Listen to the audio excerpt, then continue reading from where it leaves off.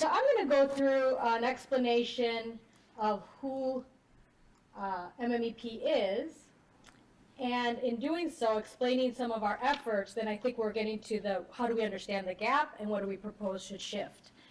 Many of you, who here is a member of MMEP? Raise your hand. Ooh, we need more members. So this is a membership-based organization, and our goal really is to work collectively with educators, community members, students, families, and others around the state to increase the success of students of color. And I'm really proud to be a part of MMEP because of its legacy. Ron McKinley, who passed away, founded the organization. And at the time, in the 80s, we were the first ones to say we have a community of color growing, and our Native American students with amazing talents, but the system's not meeting their talents. And so I feel like that's probably a part of my own value system, is that I truly believe in all the cultural communities have contributed to building this society, and globally, if you look at it as well. And really, it's our systems that are failing. So it is about opportunity gaps. So in order to answer this question, we have to understand what the problem is. And for us, it just rolls off of our tongue that this is really a systemic issue, structural issue, and cultural issue. And when I say culture, I want to be really careful to explain that the culture within schools, the culture in our society of looking at young black men and their role in schools, it's that culture that I'm talking about. It's racism. So it's a systemic and cultural issue that we have to address.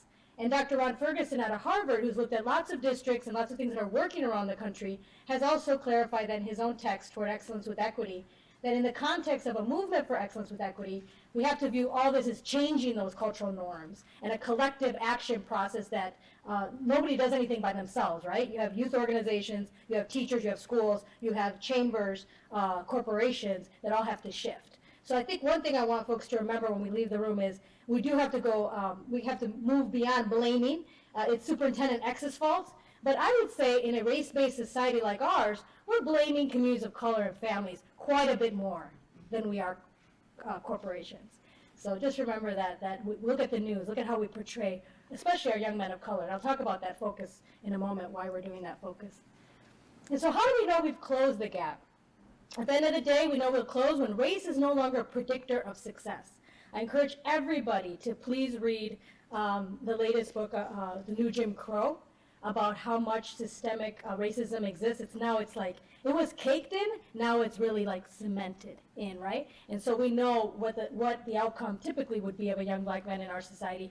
And really, I hope the State of the Union says something about it tonight, because it's in a crisis mode, seriously. And another piece that I want folks to remember, I love that we brought up the economic outcome, right? We have these gaps, they're persistent, and oh my God, this is the demographic shift, and oh my God, how are we going to pay for services in this country? But the other loss is to cultural communities. So in other words, what would this community have been like if our executive director, Carlos Mariani, had never gone to McAllister? What would this community be like if Matthew Little weren't involved in the movement? That to me is what keeps me up at night, based on my history and my personal heritage and my family that came to this country and was educated and contributes back.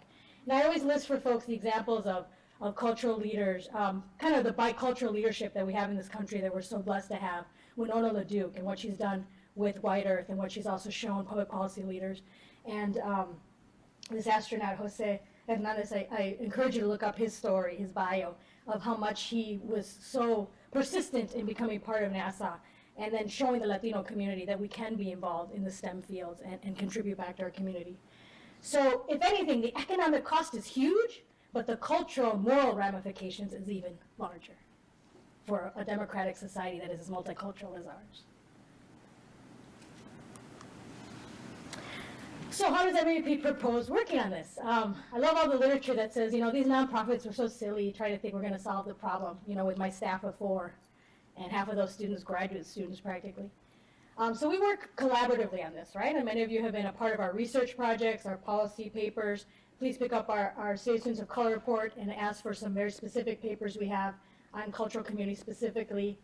We have networks where we encourage people to join the College Access Network we have and the Solutions Not Suspensions campaign we're building. And then, of course, we advocate. So we sit around a lot of tables that are pushing for public policies and considering new solutions from a systemic level. So I want to elaborate on our papers. Just want to say something about our College Access Network. This was actually part of a movement that started before President Obama was elected. Prior to that, there was a huge movement of how do we get more kids accessing college, and then now it's to the success part. I think what's been great about our College Access Network, which now has over 500 members, is that it includes, like I said, churches, school systems, cultural communities, the Urban League, CLUES, folks like that are all contributing their part to the story, providing students in culturally specific ways information about college, and then working with higher ed institutions to make sure those students succeed.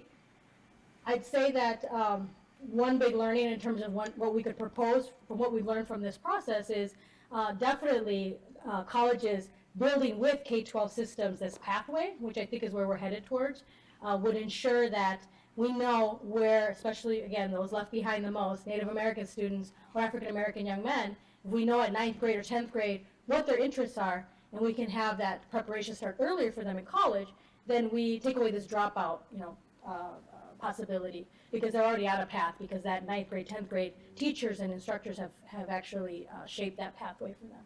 So we definitely are looking into supporting more of the K-12 to college continuum. In our Solutions Not Suspensions campaign, I would ask who here is a part of our campaign, but I hope after you hear me, you will all be a part of our campaign. We have a Twitter party today at 4 o'clock, so you look up our Twitter handle at MMEP Race Equity, and what we're trying to build with that, and with the entire campaign, is this awareness that our black boys specifically are 3 times as likely to be suspended or expelled from our schools. And when you look at the cause of that, and this is something that we want to shift from a local level all the way to state level, is we have not modernized our discipline policies. So we're part of a Dignity in Schools campaign nationally, and Secretary Arnie Duncan has already made the statement that we all need to revise these policies to be able to really get at problems, why we're using that suspension, intervention. And in fact, actually doing away with it when it comes to the younger grades. So we're looking nationwide at kindergartners also being highly suspended, especially with specific groups. So we're trying to address that from a policy level. The cultural level is that youth of color and their parents, they're pissed off, They know who's continually being kicked out, generations of students and their families, and they want to see these policies shift. I'll give some credit right now to Minneapolis Public Schools, who reshaped their discipline code, and also the St. Paul schools. So MMEP is partnering with those districts to show a model of community engagement that then relays back how families feel about the new policies. And then the work that I'm very intimately involved with is the Race Equity and Excellence Network. That's a rural Minnesota focus on race equity. What we're doing here is a collective impact project. You've all heard about Strive and other Cradle to Career efforts. We partnered with Mary Sam, Ojibwe Mille Lacs Band member, who has connected us to leaders and system leaders, school board members, school leaders. To develop a Cradle to Career project, we'll be unleashing a race equity plan, we call it, that will include recommendations for their own race equity policies shifting, and also some ideas of implementing closing the gap strategies. I want to show you guys this model. The top part is a typical Cradle to Career framework that you'll see, and Strive talks a lot about looking at the early childhood levels all the way through 12th grade and beyond.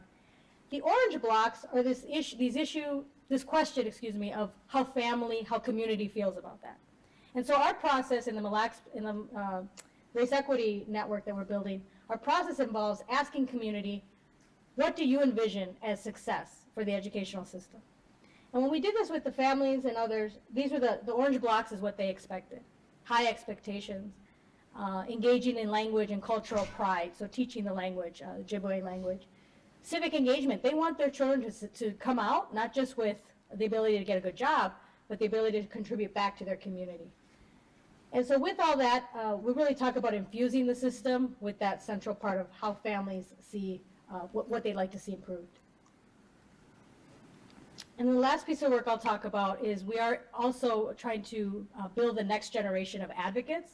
If you look at a lot of our ed reform movements, and even our educators, it is still predominantly white in Minnesota. And so we're trying to encourage people to become policy analysts, people from communities of color, and look at the research and be involved in this process so that we start to see a more diverse level of decision makers in education reform. So that is our last project. Our boss, Carlos Mariani, Executive Director and representatives, texted me about 2 minutes before we started this, and he said, make sure the folks know that we believe in an inside-outside strategy. In other words, we're very involved with community. We could tell you what small groups are doing, what the Dreamers are doing right now, the DREAM Act students, and we could tell you how our legislators and our Commissioner of Education feel about those issues. And we really love that space that we could kind of walk in between. But we do need other systems to think that way, to have those smaller meetings with our Native students or families of color. Young Black men, if you belong to any institution, I want you to ask them, what are you doing to find out about what young Black men or young Latino men are thinking about a college pathway or the U's new whatever policy? There are certain voices in this community that we don't listen to. And then we ask ourselves why they're not involved as decision makers in the end. And so I'll leave you with the last kind of philosophical thought for the next speaker, but we believe in this philosophy that our American institutions have to start to ask themselves profoundly multicultural questions. Profoundly multicultural questions. So with that.